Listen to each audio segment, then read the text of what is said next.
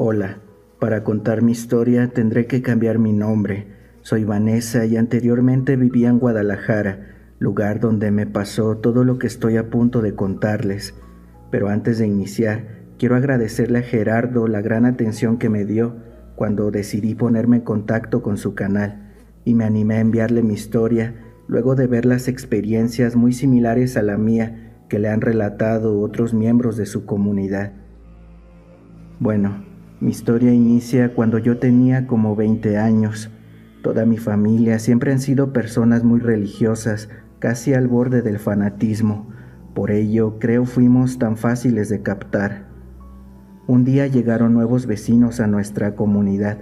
Parecían buenas personas, un matrimonio joven como en los 30 y un pequeño niño de apenas 5 años.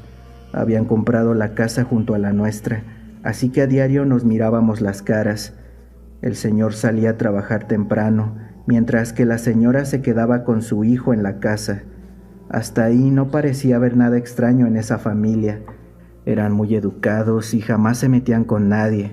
Te saludaban con cordialidad cada que te los encontrabas, pero a pesar de eso, a mí me daba un poco de miedo su aparente felicidad, pues era como si no supieran poner otra cara que la de una sonrisa en sus rostros. Con los días miraba cómo se integraban más al vecindario. Su relación con los demás vecinos era muy buena y poco a poco la cercanía con ellos era más notoria. Hacían reuniones en su casa donde se notaba que la pasaban muy bien y al poco tiempo mi familia también empezó a ser arrastrada. A mí nunca me ha gustado meterme a casas ajenas, por eso es que yo no iba con mis padres cuando estos eran invitados. Con el tiempo me di cuenta de cómo todos cambiaron notablemente, no solo mi familia, los demás vecinos que se reunían con esas personas también lo hicieron. Ya saben, la gente típica que de un día al otro encontraron a Dios en sus vidas y comenzaron a evangelizar todo a su alrededor. Como tal, eso no me molestaba, al contrario, me daba hasta un poco de risa, pero todo bien. Sin embargo, esto cambió cuando entró el mes de agosto, pues resulta que era la fecha para alistar a nuevos miembros a la iglesia a la que pertenecían esas personas, la luz del mundo, así se hacían llamar con tal cinismo y sin ninguna preocupación, pues lo único que ese culto trae consigo realmente es oscuridad y desgracia. Se estaban preparando para algo llamado la Santa Cena. Según lo que mi familia me dijo, era la ceremonia más importante que tenía ese culto. Se trataba de una celebración, un evento de perdón, comunión y de unidad, en donde se encuentra la paz espiritual. Así que no había mejor día para iniciarse y convertirse en nuevos miembros de esa iglesia. Por tanto, comenzaron a llevarme a sus reuniones también, las cuales eran 3 días a la semana en casa de los nuevos vecinos. Yo pensaba que todo sería de un carácter religioso y monótono, como suele ser en esos círculos relacionados con la iglesia, pero me sorprendí al ver que no era así. Para empezar, esas personas vivían muy bien. Su casa era muy bonita y se la pasaban mostrando su buena vida, presumiendo sus fotografías a lo largo del mundo. Viajaban bastante para no ser una familia muy adinerada. Ellos le atribuían todo su éxito a su iglesia, a la paz que tenían con Dios y con su entorno. En nuestra iglesia, todos nos tendemos la mano y nunca dejamos a algún hermano desamparado, pues esa es la enseñanza de nuestro Señor. Decían, platicaban de todo, hacían sentir muy bien a sus invitados. Eran demasiado serviciales si me lo preguntan. Si a algún vecino le pasaba cualquier cosa o le hacía falta algo, estos se lo daban sin más. A mis papás les ayudaron un montón de veces con su carro, pues se descomponía muy seguido, y así era con todos los del vecindario en realidad. En fin, se llegó el día. Un 15 de agosto nos llevaron a todos los interesados en pertenecer a la luz del mundo a su templo, el cual estaba ubicado en la colonia La Hermosa Provincia en Guadalajara. Había miles de personas en el recinto, sin duda que era algo muy imponente, y desde que llegabas todos te ponían los ojos encima, a tal grado que incluso te hacían sentir miedo si es que intentabas echarte para atrás.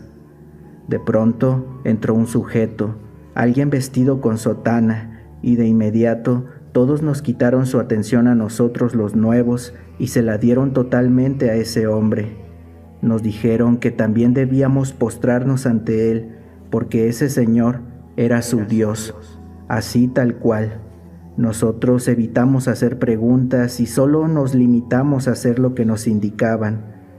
Posteriormente, ese hombre subió al estrado como un sacerdote que está a punto de hacer la misa y se presentó.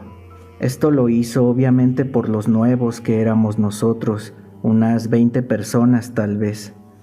Dijo llamarse Nazón Joaquín, nos dio la bienvenida y comenzó a dar su discurso, una misa, en la cual mencionaba mucho la Biblia, pero sobre todo recalcaba lo equivocadas que estaban las demás iglesias. En pocas palabras, únicamente la luz del mundo era el camino correcto a la salvación, y las demás eran solo blasfemia. Mientras ese hombre seguía hablando, nos ordenaron tomar asiento. Sin embargo, nos separaron por género, los hombres a la derecha y las mujeres a la izquierda. Así se encontraban ordenados los miles de creyentes en aquel templo, así que mi mamá y yo nos separamos de mi padre y de mi pequeño hermano. Ya en la misa, ese hombre decía ser el enviado de Dios, afirmaba ser un apóstol escogido por el mismo Jesucristo para, según él, en palabras suyas, restaurar la única iglesia verdadera que se había perdido con el paso del tiempo. Era increíble la cantidad de cosas que decía, pero aún más increíble era ver cómo toda esa gente le creía cada una de sus palabras. Todos estaban atentos a lo que decía y lo alababan y adoraban a cada instante. Otra cosa que noté en ese momento fue que todos los hombres traían el pelo corto casi de igual manera y las mujeres por el contrario lo tenían largo, además de que todas llevaban puesto un velo. Tal vez para algunos eso no tenga ninguna importancia, pero a mí la verdad se me hizo algo perturbador. Quizá por ese motivo es que todos nos miraban a mi mamá y a mí con cierto desprecio. Ya al finalizar el evento, el señor Nazón nos invitó a pasar al frente con él a los nuevos. Recibimos su bendición y a las mujeres nos dio un abrazo, dándonos así la bienvenida. A partir de este momento, todos ustedes abandonan el mal camino y se vuelven protegidos míos. Yo abogaré ante Dios por ustedes y desde hoy sus vidas cambiarán para bien, porque yo así lo he decretado y Cristo está conmigo, dijo, y todos los presentes comenzaron a aplaudir.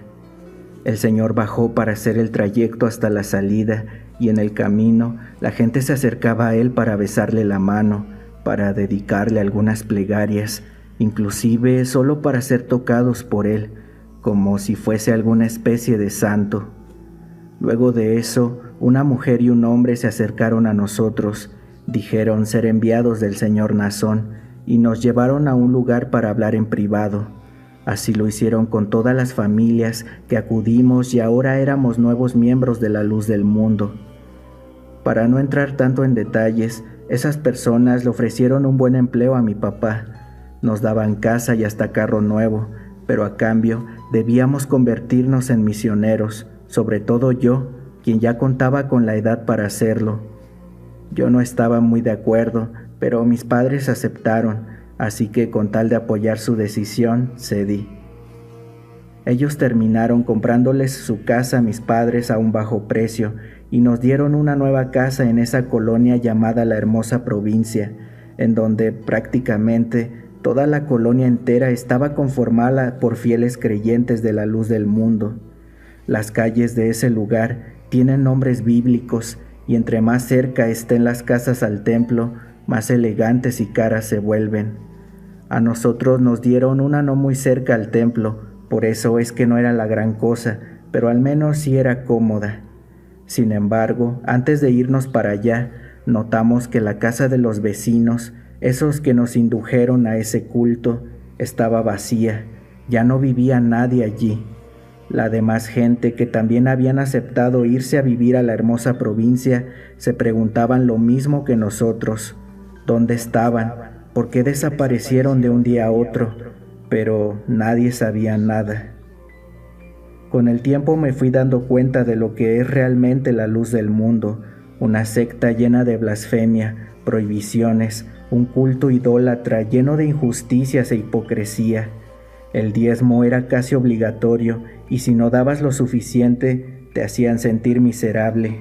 En las misas había cánticos, alabanzas, no a Dios, sino más bien dirigidos al señor Nazón y a los fundadores de la luz del mundo, quienes por cierto eran familiares suyos.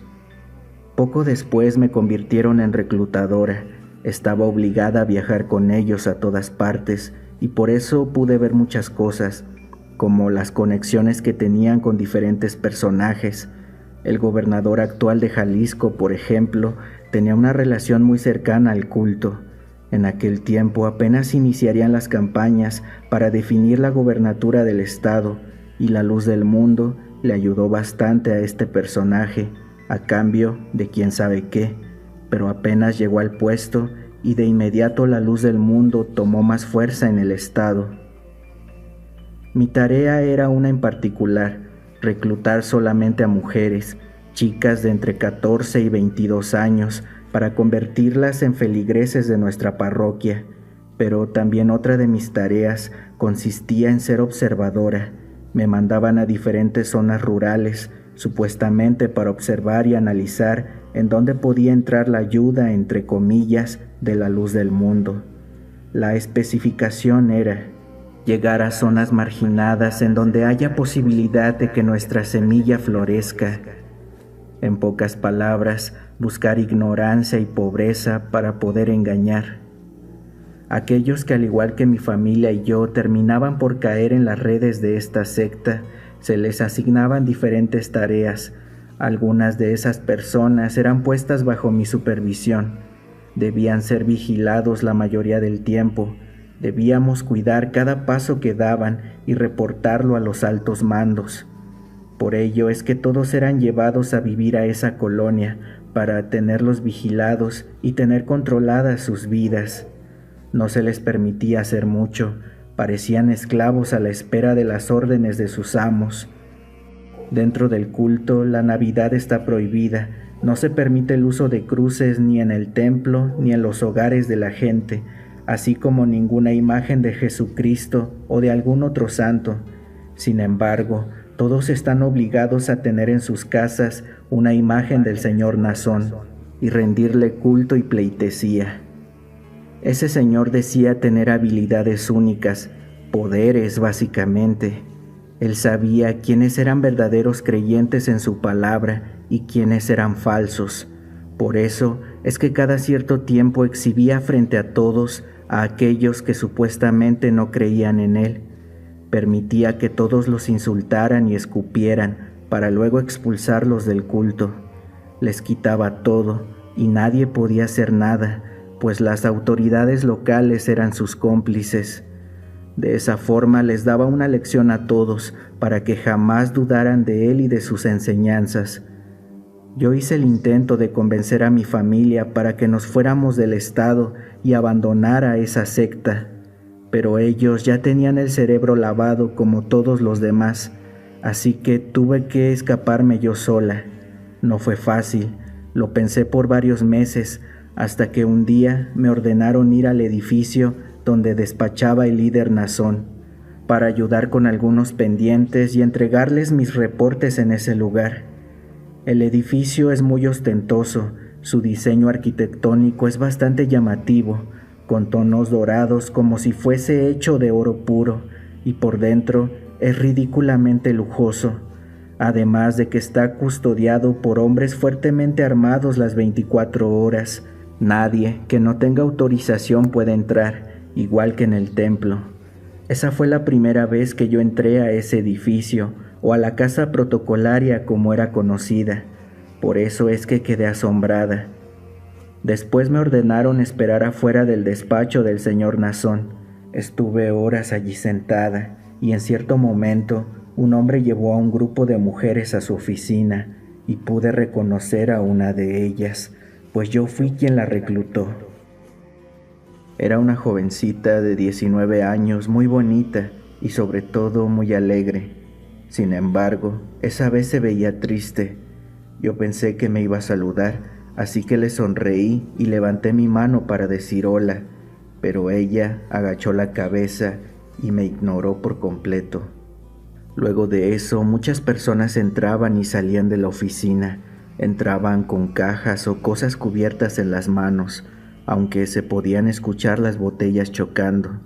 Salía humo entre las puertas y poco tardó para llenarse el lugar de un olor muy extraño, como a medicina. Hasta que al fin alguien salió a atenderme. Era un hombre que apenas se me acercó y pude oler alcohol en su boca. Me pidió los papeles que llevaba y me llevó a otra oficina. En el camino me felicitó. Te felicito, Vanessa. Qué buenas muchachitas has traído a nuestra parroquia. El señor Nazón está complacido con tu labor. Gracias. No sabía qué decir. Solo quería irme cuanto antes de ese lugar. Llegando a la oficina, me pidió que le ordenara unos papeles y al hacerlo ya me podía retirar. Él ya no podría ir a revisar mi trabajo porque estaría muy ocupado, pero que confiaba en mí. Eso me dijo antes de dejarme sola trabajando. En los papeles había números de cuentas, cifras de dinero que se contaban por millones, facturas de todo tipo. Pude ver algo de una casa en Estados Unidos, ranchos y propiedades en aquel país. Tardé más de 2 horas, pero cuando terminé, me marché del lugar de inmediato. Entonces vi que ya no había nadie, solo estaban los elementos de seguridad y se escuchaban fuertes ruidos en esa zona donde estaba el despacho del señor Nazón. Parecía como si tuvieran una fiesta o algo así. Esa misma noche me fui del estado, ni siquiera me despedí de mi familia y hasta ahora ellos no saben dónde estoy. Solo espero que algún día se den cuenta de la farsa en la que viven o en la que los obliga a vivir esa secta para poder volver a verlos de nuevo. Poco después me enteré de que ese farsante y líder de la secta La Luz del Mundo había sido detenido. Me dio un gran gusto que hasta casi lloré de la felicidad. Ojalá que lo hagan pagar por todo lo que ha hecho y sobre todo que ojalá mi relato sirva para que la gente no vuelva a caer con farsantes como esos. Le doy las gracias a todos los que me hayan escuchado y les deseo mucha suerte a todos.